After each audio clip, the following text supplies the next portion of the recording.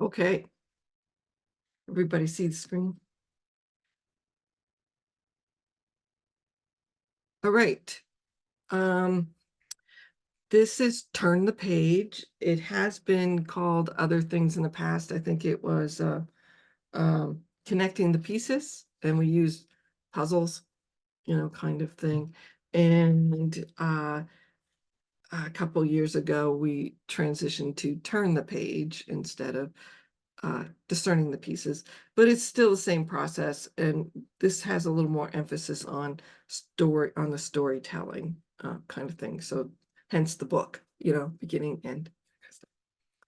Um, discernment, and this is called a discernment process and not a mission study or strategic plan or anything like that, because it is based on the idea that God calls all congregations, communities of faith, and disciples to continually discern their mission and ministry. God calls all to engage in the community and discover those places where God's light shines in the darkness.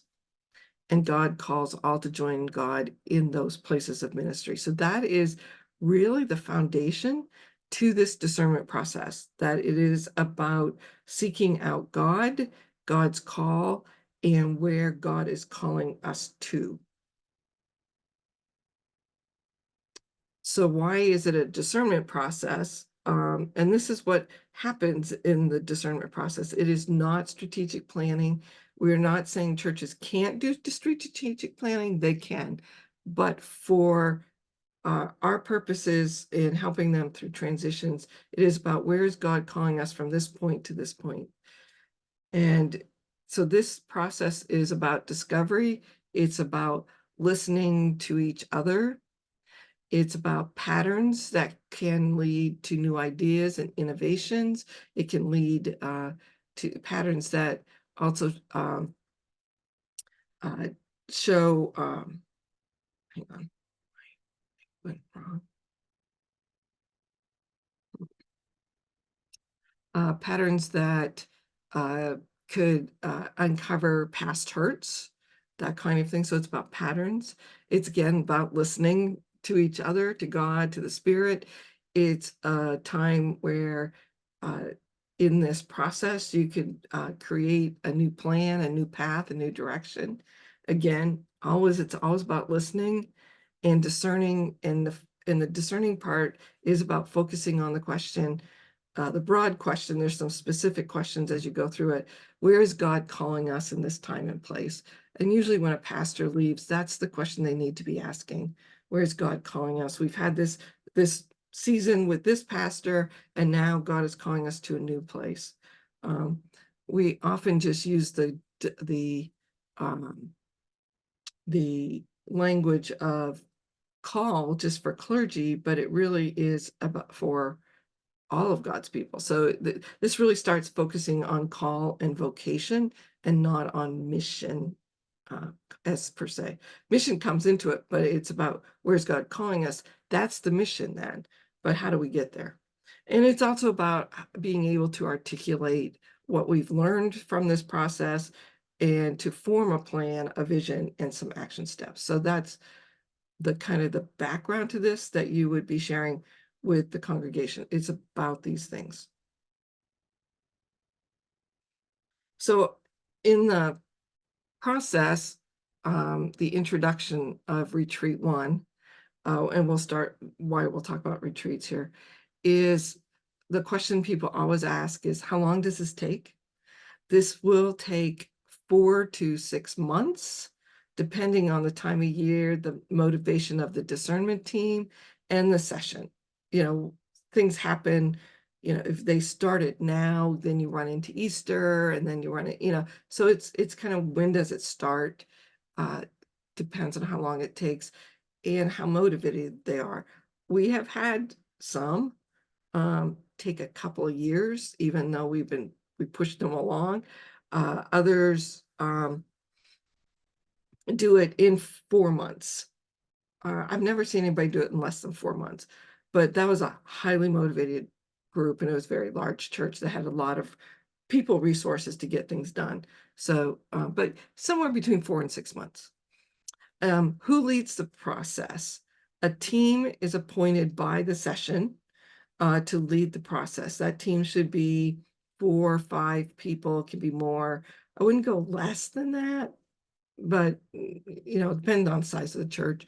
It could be the session. If it's a small church, it could be the whole session, kind of thing. But usually there's some people who have a knack for this kind of uh, uh, leadership, and they would be good people to do that. Everybody along the way will have an opportunity, and when I say everybody, I mean everybody in the church will have an opportunity to engage in this process. Whether they do or they don't, that's up to them. But there is an opportunity to engage at some point throughout the whole process. On many different levels, they can choose just one, or they can do all of them. What are the responsibilities of the facilitator? The facilitator normally would be the interim pastor. However, the interim pastor, this is why we're kind of training you all, is we're having trouble getting interim pastors. So therefore, it might be a time before they get an interim pastor, and we don't want churches to be sitting there for 4, 5, 6, 7 months and then find they're not going to get an interim pastor and then start the process. So this is kind of being able to have facilitators who can go in and assist them. So the responsibility of the facilitator is to lead the 3 retreats with the discernment team. And so retreats 1 and 2 are mostly the discernment team. And the retreat number 3, we bring in the session. Hang on just a second. I am just realizing I did not make someone co-host, so no one can see if Ryan is coming on. So I'm going to make Steve the co-host. So Steve, if Ryan is there, would you include him? Because I can't see it.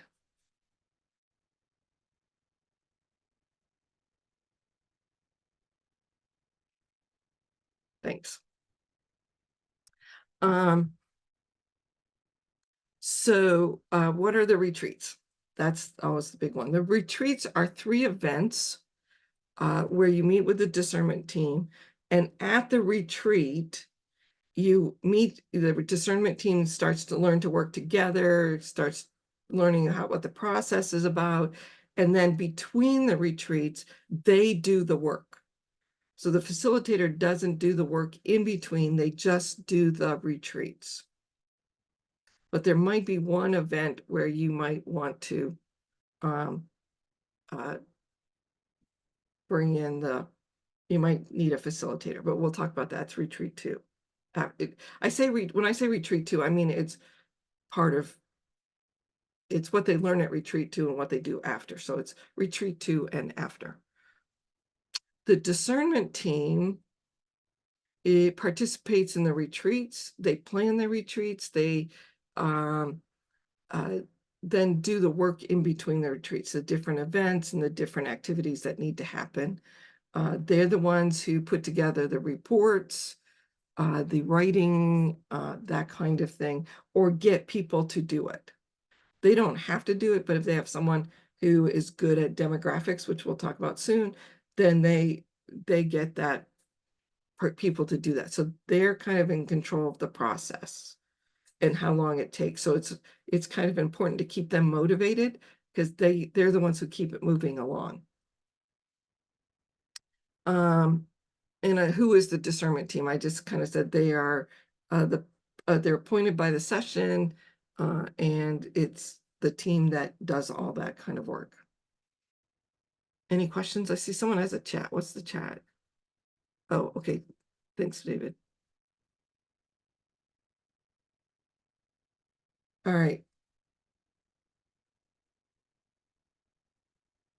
There we go. All right. A key component of the whole process is dwelling in the Word because dwelling in the word is about where we start to listen. And those of you who've been with me a long time have probably participated in dwelling in the word. Dwelling in the word is the deep listening. It is about listening to scripture. It's about listening to the Spirit and listening to where the Spirit is speaking, listening to each other. It's listening to the stranger. It's listening again to that movement of the Spirit. It is doing theology together, and dwelling in the word is a community activity. It may look like Lectio Divina, but it is not done as an individual thing. It is done as a group. So dwelling in the word is, the instructions are simple. Everybody listens to the scripture, and while you're listening to the scripture, listen to where something catches your attention, where you may have a question, where you resonate with that. Listen, quietly to hear anything that might, to say, I'm interested in that kind of thing. Hang on to that.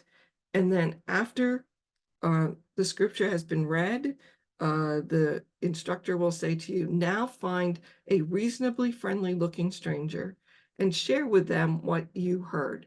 So the question, everybody else chuckles. Well, we all know each other. That's probably true. But the idea of dwelling in the word is being able to share things that are could be personal or, spiritual for you with someone you don't know well. And the idea is we're practicing sharing our stories with other people, and but in a friendly environment, kind of thing. So you look for the friendly looking stranger. I always say we don't want you to talk to the scary looking stranger, but the friendly looking stranger, and then share what you heard. In return, you listen to what your stranger is saying to you, because then after everybody has shared, you break into two, sometimes there's three because of, numbers, is then you then will be asked to share what the other person heard. So again, it's a habit of listening and listening deeply to what that says. It is always a challenge to get people not to share when it's their turn to share, to say, well, what I heard, or what, Carrie and I heard the same thing, and then go on and talk about themselves. So that's a challenge to, kind of say, remember, it's about what the other person said. And this is also a chance where we do introductions. You don't have to do introductions every time, but here's an introduction, find out something about that person, and also share that, something that you can share. So this is how dwelling in the word works. It takes, depending on the size of the group, 15 minutes minimum to 30 minutes, depending on how many people are there. So make sure you plan that into the schedule. Now, you will have to do dwelling in the word at the discernment event, which is in retreat 2. That will be a bigger group. And usually I'll say, we'll hear from some. You can't go through all 30 people. It just doesn't work. So you take so many people and have them share, kind of thing. But if it's a small group, everybody shares. Any questions on that so far? Because this is this keeps coming up. So you start every retreat with dwelling in the word, and then so they learn to practice that, because they will be doing that throughout the whole process. And in this process, you use the same scripture. You use Luke 10, 1 through 12 every time, except for the discernment event where you will use Philippians.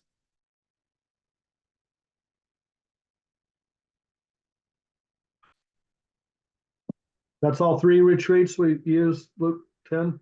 All 3 retreats, yes. And then when they do the storytelling season, they will use Luke 10 there also. So they're going to have to lead it also at some point.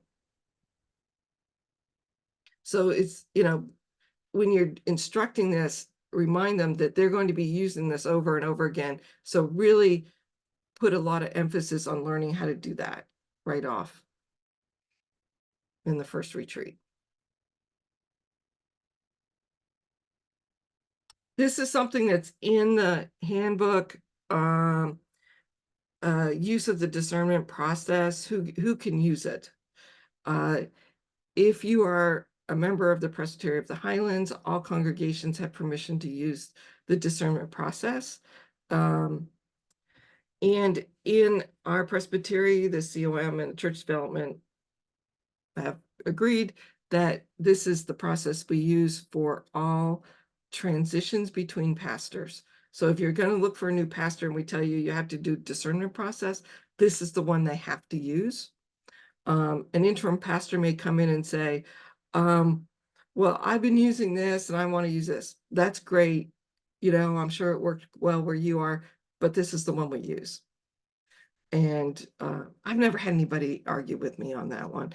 They use it. There's a lot of component parts that are used in the other mission studies, that kind of stuff. But this is the one we use. It has to be used for pastors in churches in transition for an installed pastor in between. For those that are doing covenant supply pastors, it may or may not be required, but it will be required after the covenant supply pastor comes. So we also use this to say, well, we need a pastor right away. We got a pastor now. We make sure that's written into the position description. It's sometimes a little harder to get them motivated to do it, but we keep working at it. Some won't, kind of thing. We don't beat them over the head with it, but it's just. But those who are looking for an installed pastor are motivated to get this done because they can't form a PNC until they do. Any congregation can use this process. You do not need to be in transition.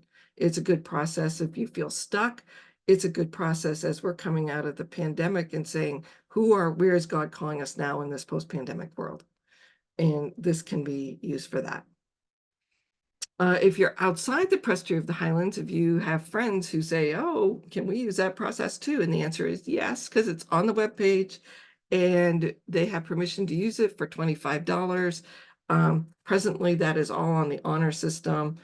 And I know there are presbyteries that use it. I know Northeast uses it. I know Lehigh uses it. So, you know, do they send us $25? Occasionally, but right now that's how it is, but it can be used. It's not so copyrighted that they can't. All right, any questions? That's kind of like the introduction.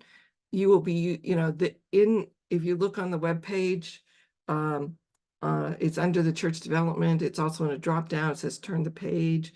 It'll take you to all these documents that you need. And I'll show it to you later.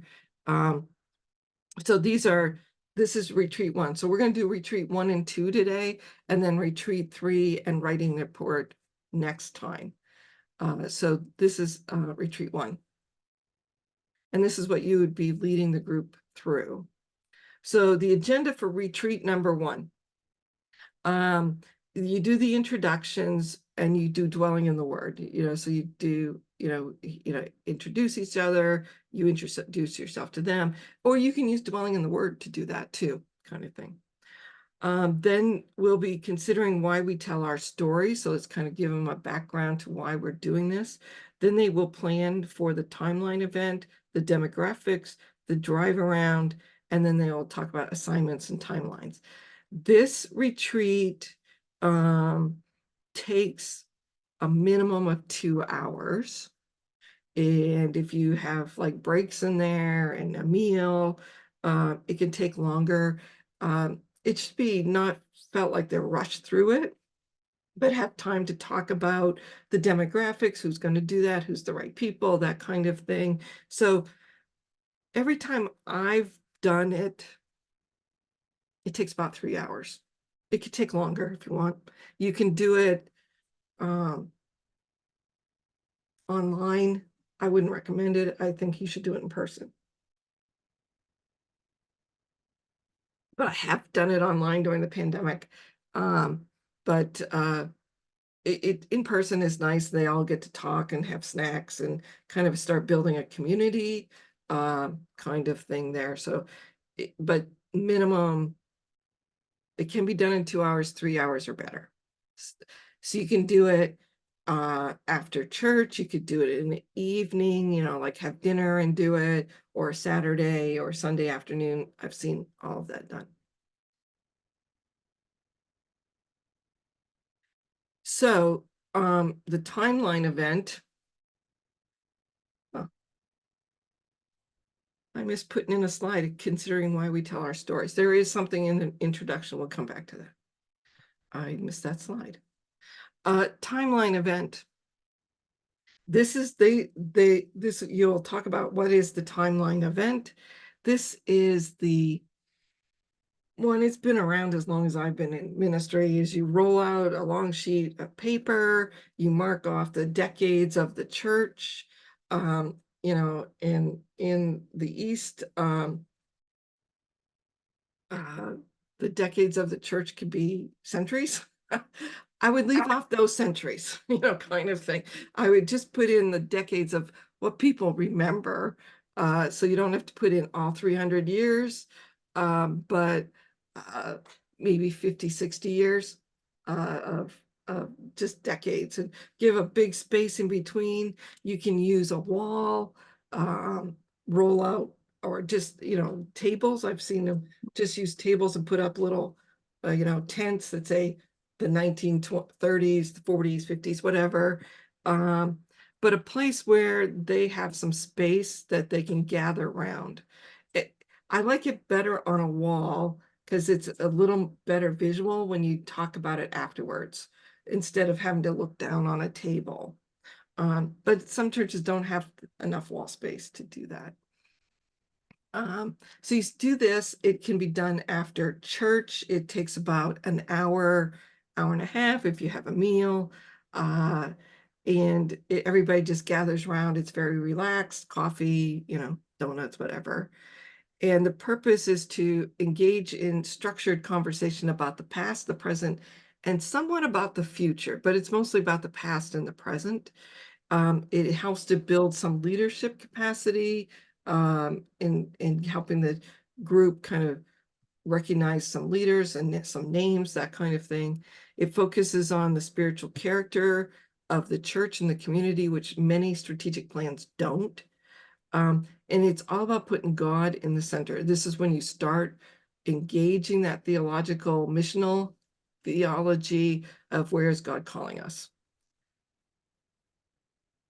So the timeline event uses sticky notes. You need lots of sticky notes. And I have several people have said this to me: do not use the cheap ones.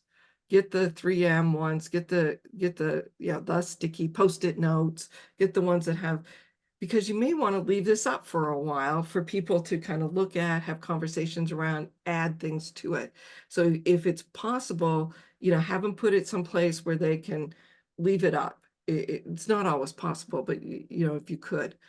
And so get the good sticky notes. You want them to get red or pink, if that's what it is, but red, blue, green, or yellow. The red is for those red letter days when things were really, really good. And the blue is for, those things that are sad. And the green or yellow, depends which color you get, is for the movement of the spirit. Where did they see the spirit acting?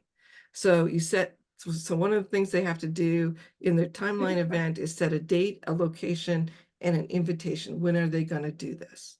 How they're going to do this. So you help them identify all that and then help them understand how this process works. Someone needs to lead this. Who can do that in the church? If you're the interim pastor, great, you can do that. Or the pastor if you're there. But if you're just the facilitator, they need to identify someone who can kind of lead this kind of thing, someone who's good at, pointing things out, or, teacher type person. And you Could you also, bring your could you offer yourself to come back in you and do a could, session? yeah, we'll talk about that later, but you could often do that, yes. You also need to, they also need to identify someone as a recorder. So someone is going to be writing down things, keeping track of stories. Also, there's a biblical biblical story timeline. They can do that. Some have just had them pull out their phone,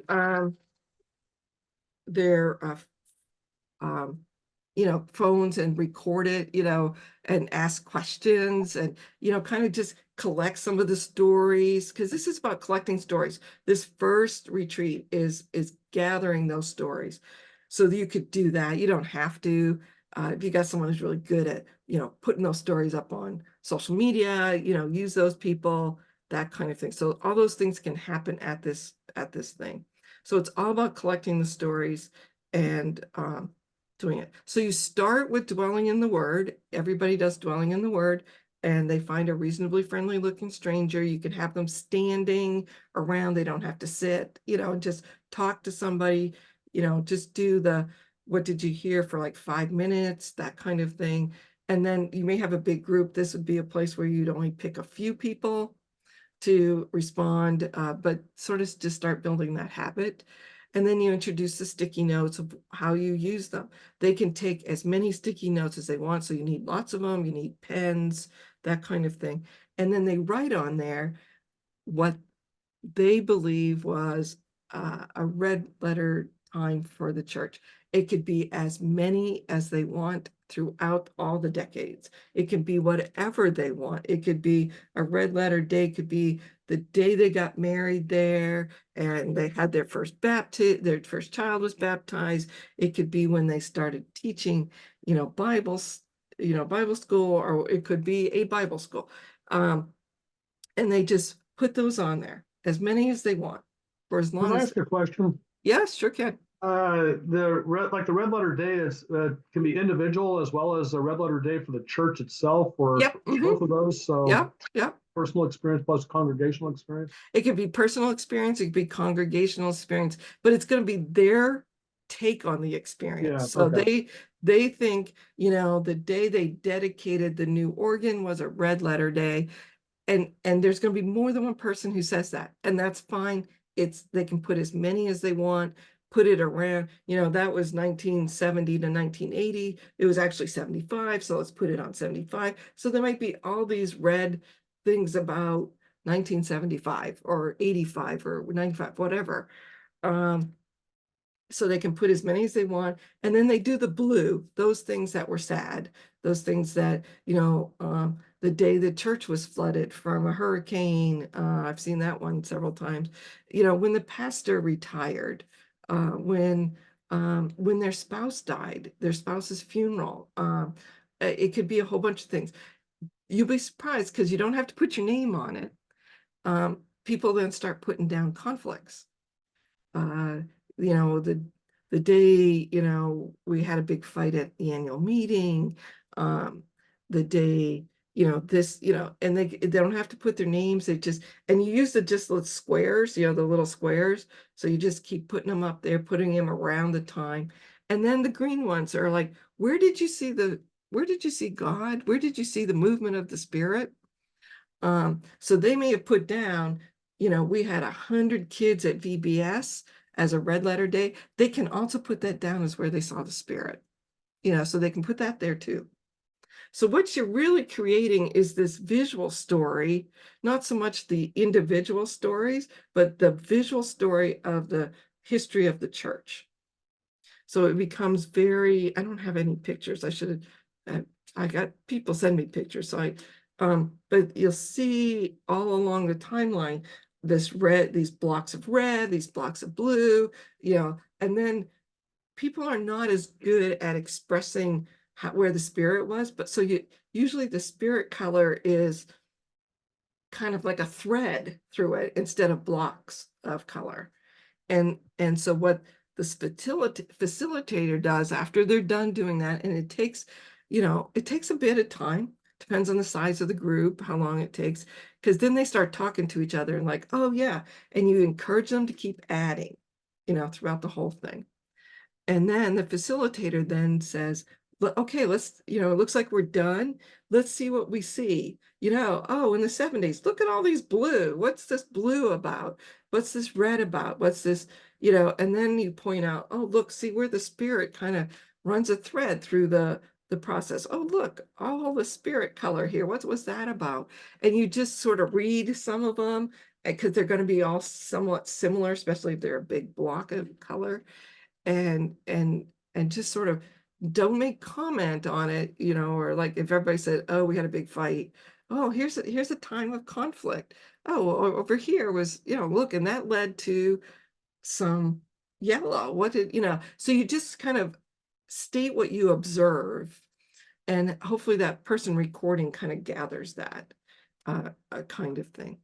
Now, some people will get done early and others are still there. So on the other pieces, that biblical story times, you start talking about you can have another table where maybe half sheets of paper with some color markers or, collage stuff, whatever you want, crayons, whatever you want.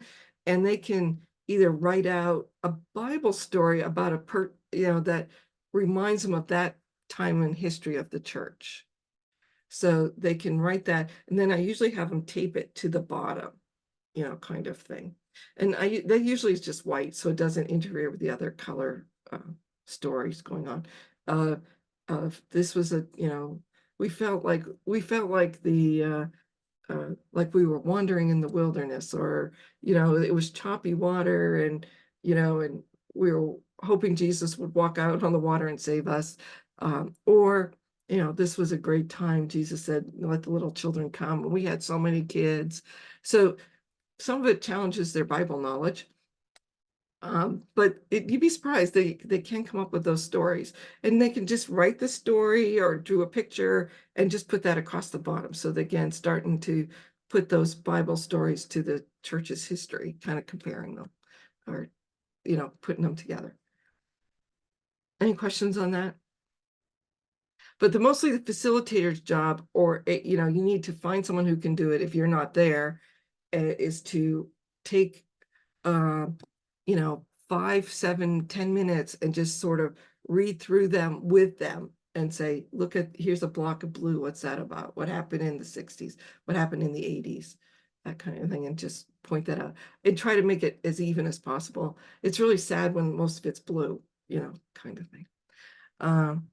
But they start noticing the blue and then start saying, well, we better put some red ones in there and yellow and stuff. And they start adding to it. People really get into it. It's kind of a fun thing to do.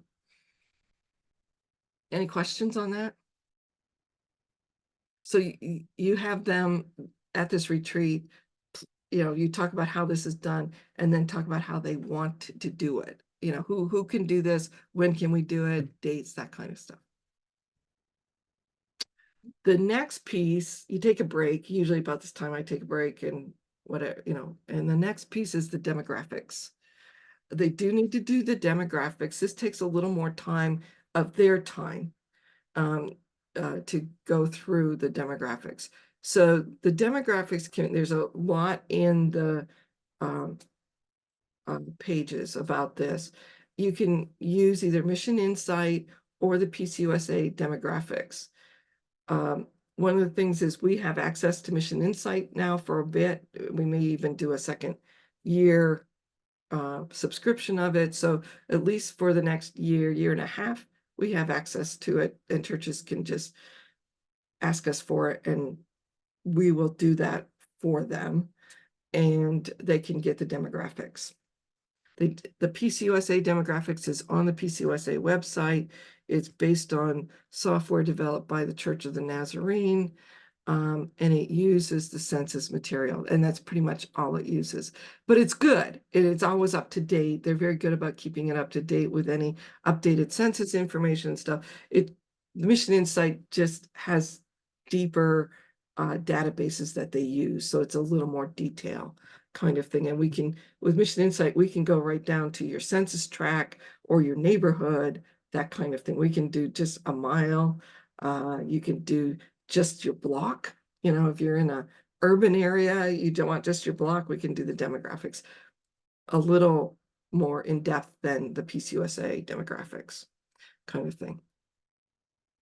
So the discernment team then has to answer all the questions. They need to get together over a period of time because it takes a little, there's like 14, I think, questions. And they have to, look at the demographics, talk together, and then write up the answers to the questions. So they may want to do it in a couple of events. They can do this on Zoom, or they can do it in person, however they want to. Someone needs to be kind of in charge of leading that conversation. So you need to identify that person. Again, if it's the interim pastor can do that, or it could be, someone who's really good at demographics kind of thing, and they can do that. So they do have questions to each of the different categories of the demographics. One's housing, age, generational stuff, things like that. I think there's 12 or 14 of them. You can do it, like I said, it'd probably take a couple meetings to do that because you do have to write it up. It's really important. Again, because it comes back to the next retreat, they're gonna come back and say, where did we see God in the demographics? Where's God doing it? So they need to write it up. Most people hate doing demographics. They glaze over, they don't want to do it. But just kind of, if you got one of those groups, just tell them to power through it. They'll get it done. It can go. So that's that piece of it. And it's usually just them, or they can invite a few other people. I wouldn't make it a very big group. I would just say the discernment team and maybe the clerk of session, or chair of the deacons, bring in a few people, extra people, kind of thing that they want to, or it can be just them, but don't make it a big group. Because it really, if you're not into demographics, it can become boring really quick, but it's important. The step one, then the next one is under the demographics, is they need to do neighborhood observations. This is, they take an afternoon. I would say take a nice Saturday afternoon or Saturday morning, but make it late morning when people are out and about. Sometime when people in the neighborhood of the church are out and around, kind of thing. And either drive around, depends on your neighborhood, or walk around if you got a residential kind of place. Walk around your neighborhood, and just see what you see. And then you do a touring, and while you're doing that, you can drive in pairs, or you can walk in pairs, so you have someone to do it with. Then you have some questions. I usually say, now come back together, do this for 15, 20 minutes, come back together for coffee at Dunkin' Donuts or Starbucks or whatever, and then kind of answer these questions together. What do you see about the housing in your neighborhood? Who are the people walking around? Are there people walking around at all? There might not be. It might be there's no one because they're all spread out. There's no sidewalks, that kind of thing. If not, what do you see about recreation or shopping? How do people shop? What do you see? Are there retail, or is it residential? What are the retail stores? Are they, this is one I always tell them to look for. If there are retail stores, are they in English? Or are they a different language? How many of them are a different language? That tells you a lot. For every little bodega type retail shop in your neighborhood that is not English, there is probably around 5,000 people who speak that language in your immediate area. That's how many they need to make that shop work. So if you have 3 Spanish speaking restaurants, don't count. I'm talking like uh, uh, grocery stores, hair salons, that kind of stuff, not restaurants. So if you Why not have, restaurants, Jean? because restaurants, people can have restaurants that are in Spanish, but they're not necessarily run by Spanish people. It does, but I wouldn't use them as the thing. You can have Chinese restaurants, but there's not a lot of Asian people. It's because that draws people from further away to come to a restaurant. So they usually say it's the more the bodega type stuff and the hair salons, the places, barbershops that are done in a different language. So in Hackettstown, there is one Spanish speaking grocery store and one convenience shop. And then we have lots of other, and then and a new place, a party place just opened that uh, caters to the big parties that they have for girls and when they're 15 in some Spanish speaking cultures. So that's 3. So in our general area, and in ours is kind of country, it's not all residential, there's probably 10,000 Spanish speaking people, roughly. You don't think of that when you see that one little bodega. So that's why we say pay attention to what is these little shops, who are they for, kind of thing. So that's why I say restaurants are for a larger population. Spanish speaking grocery stores are for people who speak Spanish, mostly. And they have to have a certain number in order to stay open. So pay attention to those. What are the demographics you see out on the street, in the parks, that kind of thing? And what else do you notice? So you ask them to do that, and then they come back together, they talk about what did they see, and they write that up, and then they compare it to what do the actual demographics say. And then they are also asked the question, who are in your neighborhood? Who are your actual neighbors? What kind of what would hospitality look like to people who speak Spanish or speak Korean, or speak Portuguese because they're from Brazil, that kind of thing. What would that look like in your congregation? So you start engaging those conversations with them. And then that's what they need to be writing up. Then they will report that back to the retreat too, but then they do this. I always like to have them ask the question, how does that compare to your neighbor, to your actual congregation? Who's actually in the building compared to who's actually around the building, kind of thing. Make sense? Okay, so you've done all this at this retreat, you've had these conversations, you've planned it. So then the last piece of the retreat is, what are the next steps? So on the webpage there, in the instructions, there are planning worksheets. If some people can use online project management apps, I encourage them to do that. Google Keep is a good one. Trello is another one. If Microsoft has them. So it all depends on what the group is good, can do. Online project management, kind of saying, okay, let's actually get into the 21st century, kind of thing. But there's also worksheets they can use.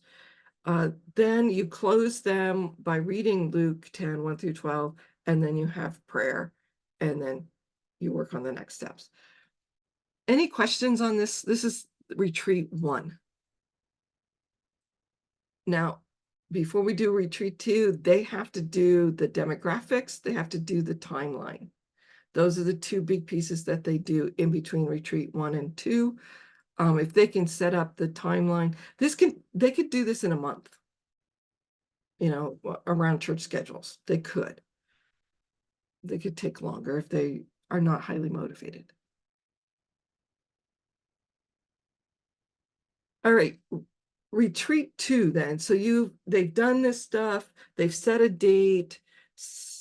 Sometimes it's helpful at retreat 1 to set a date for retreat 2, then they can get the stuff done in between. It's a little harder between retreat 2 and retreat 3 to set a date, but between 1 and 2, they could set the date for retreat 2. So then you come back as the facilitator and you do the telling and sharing our stories. That is retreat 2. So this is taking what we've learned. So they've been collecting all this information. And they do that. So this is what they need to be doing, preparing for retreat 2, is set a date. They come prepared with the demographics and the timeline reports. They need to keep, you need to keep reminding them to write this stuff up right away, because when you get to the end, it's a whole lot of stuff. And you need it as you move along to have it all prepared. So don't delay writing up each section on that.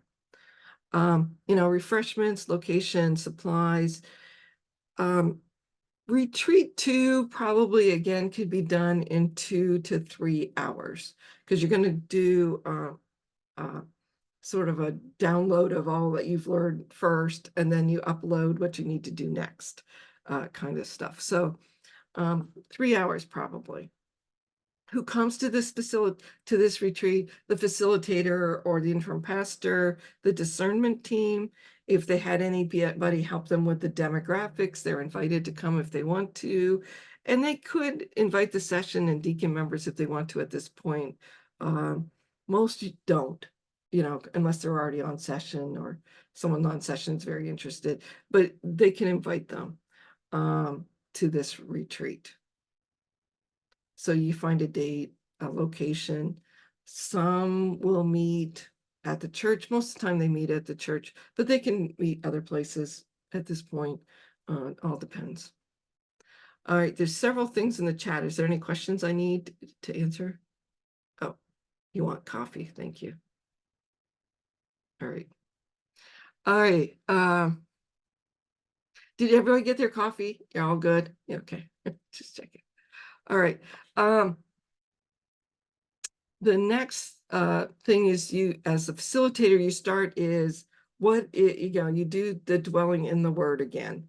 You start with Luke 10, you remind them why we do this, and you take them through the activity of dwelling in the word. So they do dwelling in the word again, Luke 10. And then after they've done that, then we come to what did we learn? This will be done here and again in retreat 3, a couple of times in retreat 3. So what did we learn? You gathered, all the papers are in front of them. They've all seen it. They've all been distributed somehow, whether by email or on Google Docs, however you do it.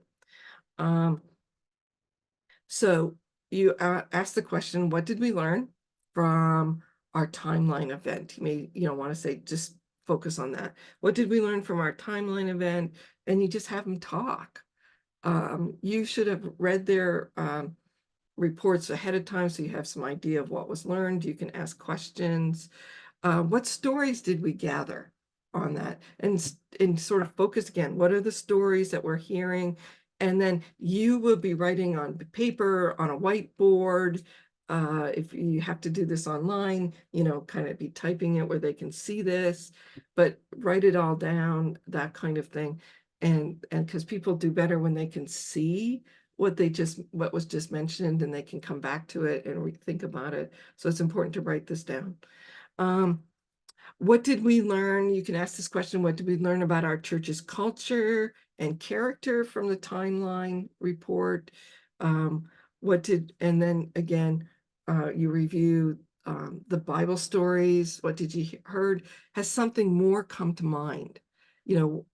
What are patterns that you see in the timeline? There are patterns. I always loved pointing this one out. There's a red letter, there's a blue one, several blue ones. The pastor retires, they're everybody sad because the pastor had been there for 20 years.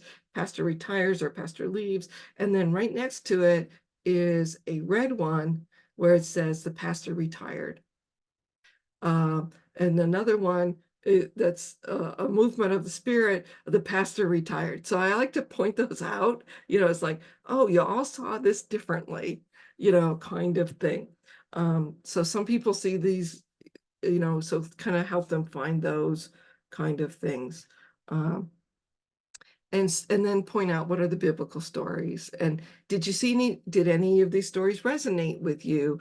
What are some patterns? What surprises you? So you'd take a good chunk of time to do this, at least a half hour, if not more. It depends on if they want to keep talking. Then you go to the demographics and you reflect on the demographic study and the other resources. So you kind of quickly review the demographic information and the report. We saw this and we saw this, and we saw this. Those are pick some of the highlights that was seen. And then you say, so where do you see God at work in the community? And that kind of comes back to their drive around. Where did you see God there? Where did you see places of interest? What are some opportunities for ministry or partnerships for the congregation from your demographics and from your drive around? And then you start recording all their responses on that. So that's done in the first hour or more. You do this, what did we learn section. Then you take a break, and then we do what we call the storytelling season. This takes a lot longer depending on the size of the congregation and how they want to do it. This is the point where everybody gets to have an opportunity to say something. So people they want to talk. Here's the time to talk.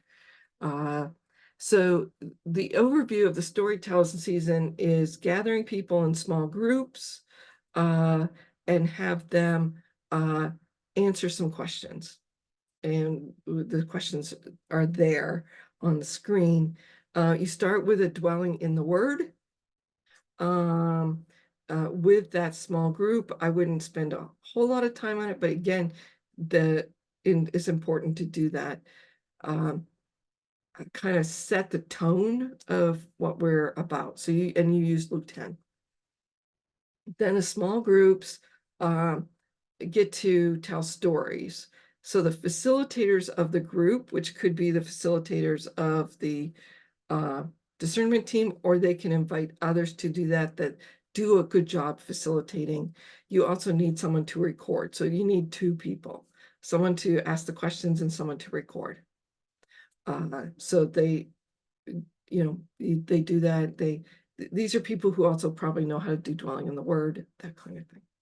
So you do that with small groups. It can be groups that already exist, like the choir, the women's Bible study, the Wednesday morning, prayer group, the session. You can do this with the session, the deacons, any of the committees, or you can do a sign-up sheet and say, after church, we're going to do 3 storytelling seasons. We ask if you could stay for an hour after church, bring your coffee in and, sign up for it.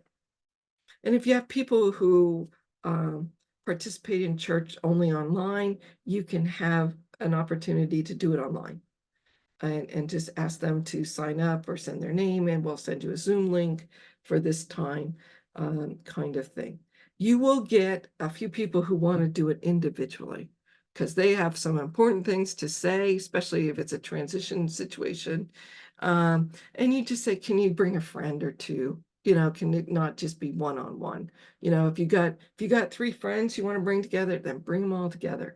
That might be the complaining group. That's fine. These are questions you can't really complain, strongly about, but they might do that. But however you want to do the groups, you do it as long as you can get groups to do it. So this, depending on the size of the church, could take a month. It could take a couple weeks if it's a small church. It could take a couple months, depending on the season. But this is really, really important because this is where people get their opportunity to engage in the process and to tell their story. People want other people to hear their story and what those things that are important to them. So the questions you ask, you may not get through all these questions in that time. Depends on how many people are there, that kind of thing. But try to decide as a group which ones you want to ask first. Because you want the answer, you want at least the first 3 to 4 questions, you want everybody to ask that. So you can have, some patterns kind of.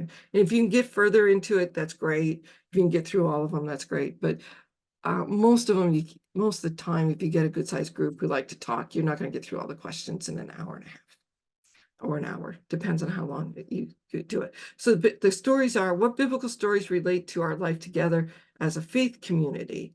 They've already asked that question, and if you got a good response on the timeline, maybe you don't ask that one at the top kind of thing. So you can change these around. What are some metaphors or images that best fit our community? What metaphor or images fit our congregation? Define community as the immediate area around the church. And that could be a couple miles, it could be just a couple blocks. What did we learn from our demographic report? You would do a brief presentation on that, or if you don't want to, just say, don't ask that question. What surprises you, what doesn't surprise you, that kind of thing. You may say, they could put together at this retreat a brief 1-paragraph thing about our demographics and then ask people to respond to that. Or they could provide the demographic report online and people can look at it ahead of time. There is nothing that is secret.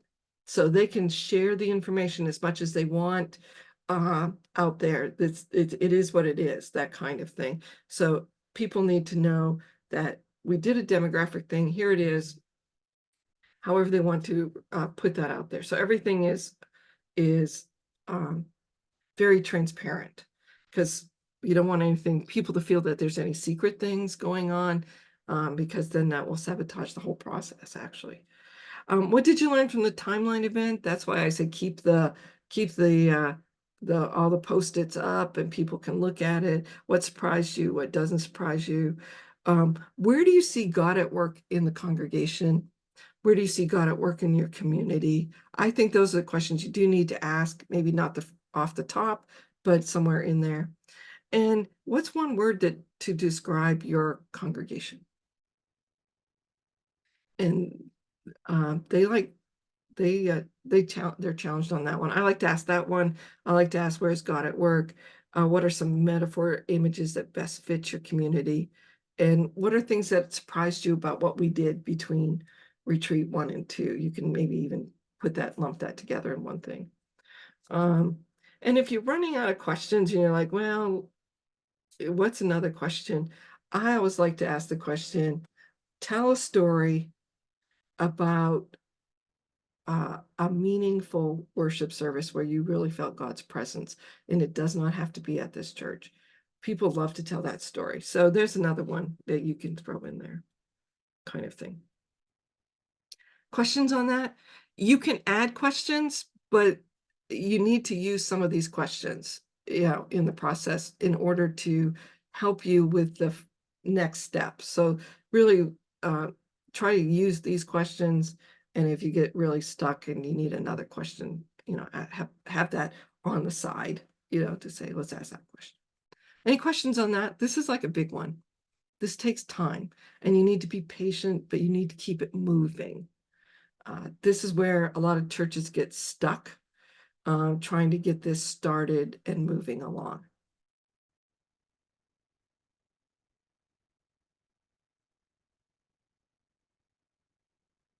Oh, real quiet group.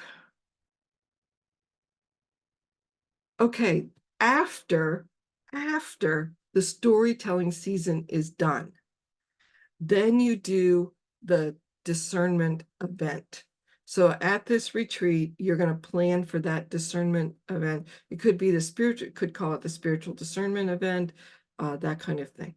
This is after the storytelling is completed. The purpose of this is to review all the learnings of the Jean, in-between work. Yes. just to be clear, So at retreat 2, you're working to plan 2 events: a storytelling And season yes, and this event one, and a discernment event, 2 separate. correct. Okay, Two separate events. Yep, two fine. separate things. Just like the first one had two, you know, the demographics and the timeline. This is a one-time event. It's done right at the end. Probably you're already looking at your date for your third retreat when you have this event. The purpose is to present everything you've learned so far in the in-between work. So this is where you're gonna, they share a presentation about the timeline, a presentation about the demographics, and about the storytelling. So they're gonna have to meet ahead of time to review the storytelling and come up with some sort of presentation of, this is what we learned in our storytelling time. They can have the facilitator help them with that, or they can do it on their own. So they come up with those kind of things. So this purpose is to review the learnings, to reflect on a particular question. How God is calling us? Yeah, it's an awkward question. How God is calling us in our time and place. So it's about, how is God calling us in our time and place? So it's now really focusing on vocation and on call. At this, also in this meeting, you look for patterns and commonalities. You spend time together listening to each other about what you have learned. So there's a lot that the team has to put together because there's parts that they have to present. They should already have these parts done. That's why we keep telling you, write the report, write the report, write the report. So, and put together pictures, kind of do a PowerPoint, do a TikTok if they do that, kind of thing. Put together the information for reflection. They can put that information out ahead of time, or they can present it at the meeting. I always say there should be a place where people can find this ahead of time, but that's up to them. So the participants of this it's the discernment team. It is definitely the session, the deacons, church leaders, and anyone else they want to invite to this event. It's usually done around a potluck, a dinner of some sort. It takes about 2 to 2.5 hours. So it could be an evening, it could be after church, however they want to do it. It takes about that time, depending on the size of the group. So if you have a big church doing it, you want to give it some time. But there's a lot of fellowship time in there, kind of thing. So this is important, but they need to pick a date where the session can be there, the deacons, all the church leaders. Those people really do need to be there. And then everyone else is invited to participate. So they do that. So this is the discernment event. This is, the preparation is getting ready for it, having the, presentation, the information. The process is, and this is where, Ian, you said, do we come back for this? This is where they could ask you to come back, or they have an interim pastor by now and the interim pastor can do it, or someone who's really good at facilitating could do this kind of thing. So the process is dwelling in the word, but they do not use Luke 10. You'll see that next. There's a summary and reflections of what they learned. So this is their presentation. I recommend, some sort of PowerPoint or something along that lines. And then they take time in small groups if they can meet around table. They really should meet around tables, kind of thing. And they brainstorm a central question. And most discernment events have some sort of central question. And the central question for this one is, where does God appear to be at work in us and in our corner of the world right now? So where do we see God at work in our congregation, and where do we see it in our neighborhood? And what might be helpful for them to notice is it may not be the same, kind of thing. So there is some brainstorm ideas. There's I'll show it to you later, but there's a brainstorm handout. There's a handout that they can use on how to brainstorm. You can brainstorm as a large group if it's not a big group, or you can have them brainstorm at their table with you directing them how to do that. Then after that, you kind of point out, this is what we've learned from our brainstorming. You don't take a lot of time, 10, 12 minutes, I would have them do the brainstorming. And then you point out what you've learned, they kind of either, popcorn it up onto paper, or you've already done that. And then you take some time in silent reflection. You ask them to take time just to reflect. And I would give them, 5 minutes reflecting on that. What do you see up there? Because then the next piece is, what did we learn and what are we learning? So there are ground rules. Those are there's a handout on the ground rules. This is how we do it. You can set these ground rules that we'll only speak once. These are the things you talk about. We'll look at those. And then you can use mutual invitation. So if you have a lot of groups and a lot of tables, they would do that at their table. If you have a smaller group, you would do it, together. 10 to 12, you gotta judge the group. Sometimes if there's like 20 people there, I break them into 2 groups of 10.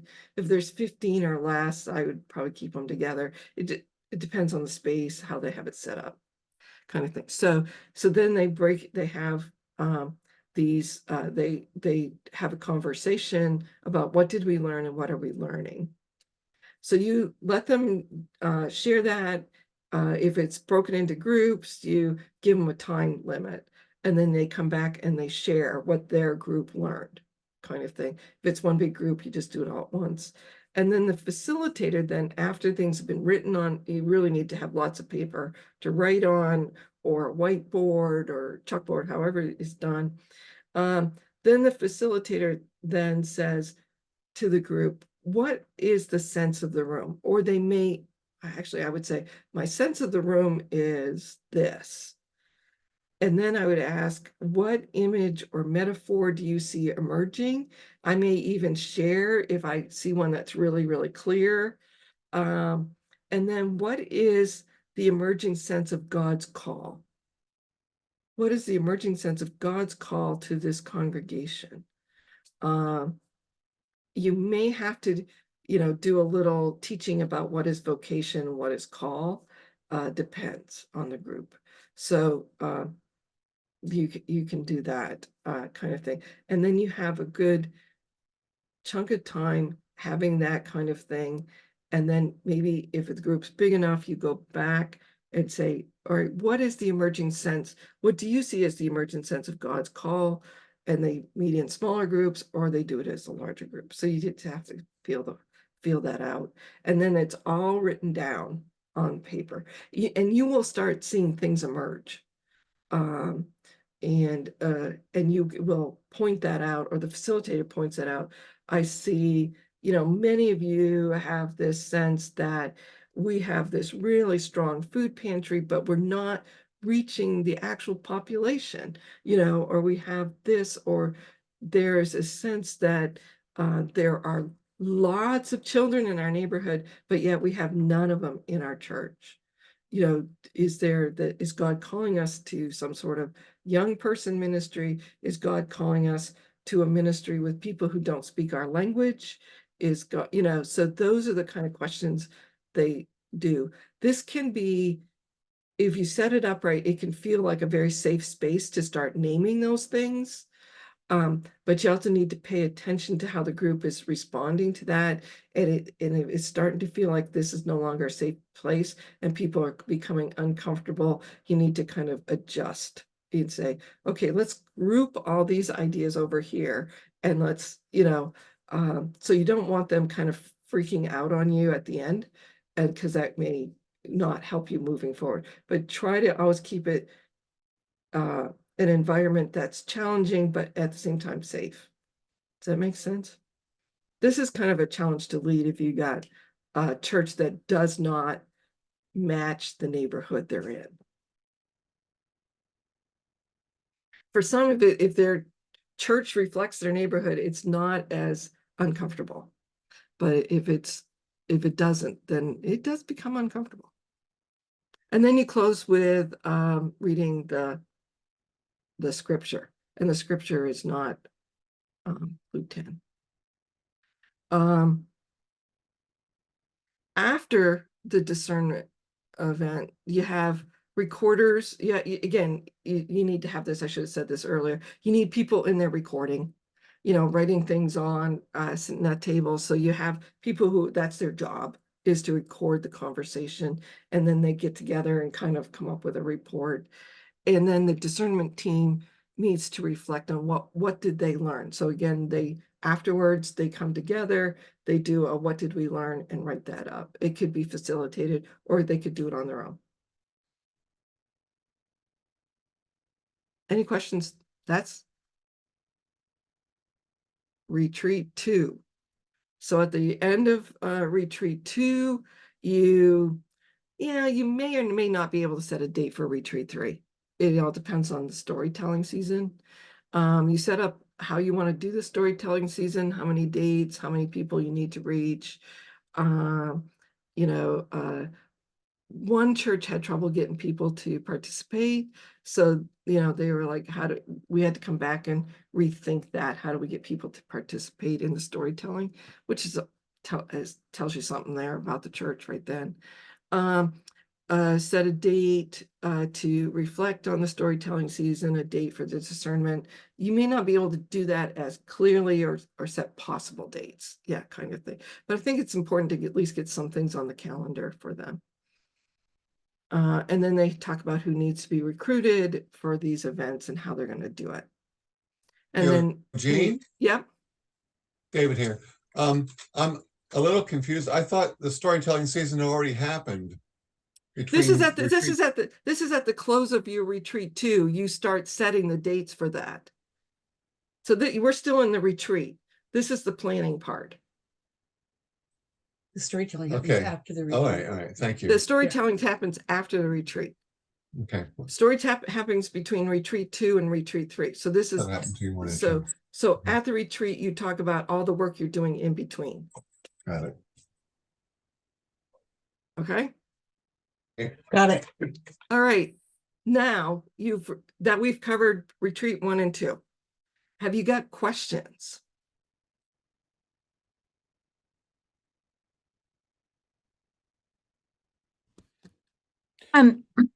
So yes, the discernment event. Yes. I thought, tell me if I'm not hearing this right. I thought you told us at the CDT training that this is open to the whole congregation. It can And be. then I thought I heard you say that maybe it's more just like the session, the deacons, the discernment. No, what I said was the session needs to be there, the deacons need to be there, but everyone else is invited. But if you do it and no session members can come, don't do it then. Do it because they really need to hear that, because when they get to the next retreat, they have to come to retreat 3. So they need to have this information and hear the stories. So try to make sure as many of the session members are at that one, but it can be open to everybody. Yeah. Okay. Could I ask a question about the composition of the discernment team? Yeah. I heard that it could be the session, but it would most likely be maybe a session liaison, maybe a deacon liaison, and members of the congregation, which could total 4 to 6 people, maybe, or 4 to 6. Yeah. Will that be am I on the right path on that? Yeah, it can be. It can, there's always somebody in the church. Everybody knows that Nancy can really organize groups and pull this off. She's just a good leader. Let's ask Nancy to kind of be on that team, because she can do event planning and she can, and so get the people who can do this. You may have someone who just loves demographics, and if you can get them on the team, that'd be great. If not, you got someone who loves demographics, but they don't want to be on the team, just pull them in for the demographics part, because they can help explain it. They get all excited about it and helps people from glazing over when they see all those numbers. But if you use Mission Insight, it's actually pretty visual. It's really good. People can see they don't see numbers, they actually see charts and colors and stuff like that. Yeah. So that works a little better. The other question is when we start explaining the discernment team and the need for it, is that how do we, I'm trying to think of the question, the explaining it to the session as to how that might look and the purpose behind it gets, I guess, factored. I got to kind of think about the question because I'm kind of like, how do I get the session to be thinking about a discernment team? Yeah. So it's like, who are the people who, can articulate things really well, Yeah. who have a little bit of an energy. Don't put the grumpiest people Yeah, right. on Yeah. the church, on the discernment team. People who, are like, really kind of get into, understanding where the Holy Spirit is. Someone who maybe, Sure. kind of thing, that have that kind of energy. Yeah, okay. Yeah, don't put grumpy people on there. That won't help. Trying to remember that. Sometimes they want to be, so Yeah. you just need to have enough people to counterbalance them. Okay. Yeah. So a wide representation of the congregation without too many. Yeah, if you can get young people on there, anybody from the youth group. Yeah. Yeah. I I mean, also, well, the whole thing's pretty intuitive. Yeah. I mean, none of it's, I mean, I don't mean this in a disrespectful way. None of it's complicated. It's all, if you follow the process, it's all very, very straightforward. There's nothing fancy. It's all about just talking to each other and developing. It's about listening. Yeah, It's all about listening.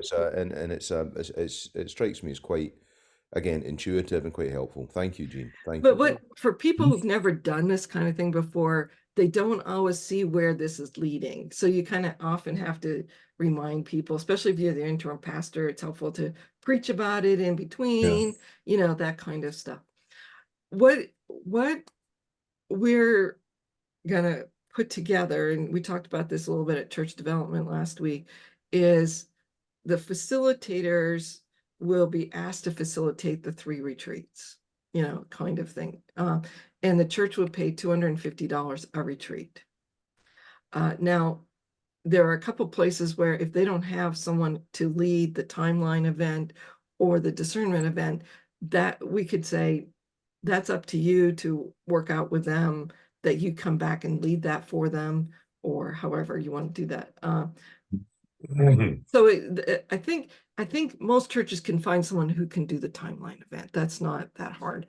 But the discernment event might, they might want someone with some facilitating skills to do that, especially if there's some conflict within the church or some tension or something like that. You might want someone who can do that. So you may offer to come back or help them find somebody to do it if they don't have anybody. Those would be the places that you would come back. In retreat 3, there might be another opportunity, but I think by then they might be able to do it themselves.